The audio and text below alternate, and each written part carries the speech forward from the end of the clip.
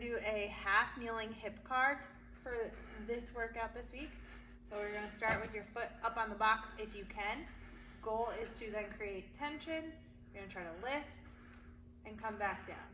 And then come out to the side and back up. So lift, out to the side. If it's too hard, you'll have something to hold on to. So pretend I'm holding on to a bar or something. It'll be here, lift, come around and down, and back up. Or you can do it from the ground. If you can't lift up that high, it'll just look like this. What's up, tribe? It's Monday. We have a 4-pattern week. We are addressing our lunge pattern, our push pattern, our hip hinge pattern, and some rotational work.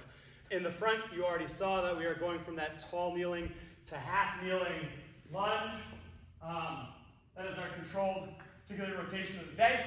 Then we're going to move on to a dynamic exercise, the push press. Okay, deliberately using lots and lots of legs. Dip, drive with violence, reset, dip, drive with violence. If we need to pick a more shoulder-friendly version, we can take our landmine, dip, drive, or staggered stance, dip, drive. A little bit from the side so you guys can see it. Okay, 45-degree pattern, dip and drive, staggered stance, dip and drive, whichever you prefer. Deadlifts, we're working up to a heavy single.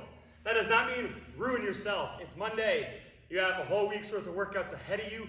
Be smart about what that top weight is today. You can go traditional stance with a kettlebell, sumo stance with a kettlebell, barbells as well, traditional stance or sumo stance.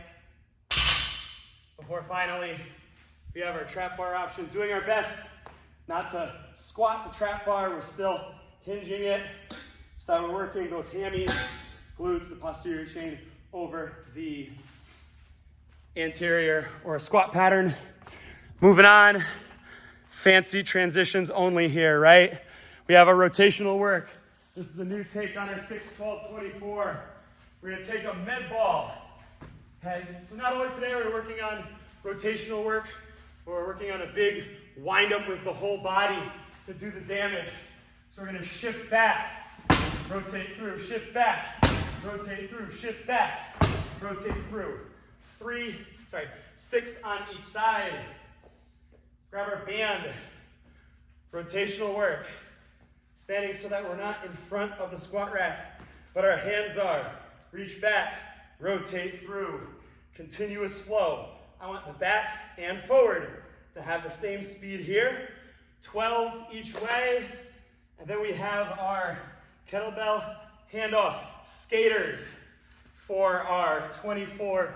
And you're gonna do 24 each position. So no, we are not rotating. We're kind of fighting that rotation a little bit, but it'll carry over.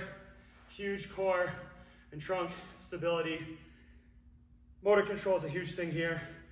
Take your time, practice it, learn it. Have a great session, everybody.